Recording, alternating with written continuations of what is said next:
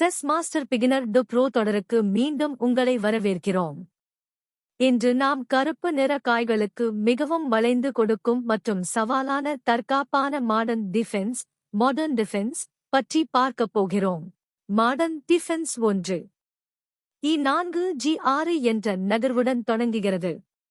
கருப்பு மையத்தை வெள்ளைக்கு விட்டுக் கொடுத்துவிட்டு G7 இல் உள்ள மந்திரி மூலம் மையத்தை தாக்க தயாராகிறது. பக்கவாட்டில் இருந்து மையத்தை கட்டுப்படுத்துவதே கருப்பு நிற காய்களின் உத்தி. இது பார்க் டிஃபென்ஸ் போன்றது என்றாலும் T6 நகர்வை தாமதப்படுத்துவதன் மூலம் அதிக வாய்ப்புகளை வழங்குகிறது. வெள்ளை பொதுவாக 2 T4 விளையாடும். கருப்பு பின்னர் C5 அல்லது T6 மூலம் மையத்தை தாக்கலாம். இது விறுவிறுப்பான மற்றும் தந்திரமான ஆட்டங்களுக்கு வழிவகுக்கும். ரோபாச் டிஃபென்ஸ் என்றும் அழைக்கப்படும் இது, வெள்ளையே மையத்தில் காய்களை நகர்த்தத் தூண்டி, பின்னர் அதைத் தாக்கும் வீரர்களுக்கு மிகவும் பிடித்தமானது. சுருக்கமாகச் சொன்னால், மாடர்ன் டிஃபென்ஸ் என்பது பொறுமை மற்றும் துல்லியத்தை பற்றியது. இதன் ஆழமான உத்திகளை கற்றுக்கொண்டால் இது சிறந்த வெற்றிகளைத் தரும்.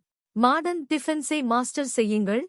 இது E4 மற்றும் D4 இரண்டிற்கும் எதிராக ஒரு சிறந்த ஆயுதமாக இருக்கும். அடுத்த எபிசோடில் சந்திப்போம்.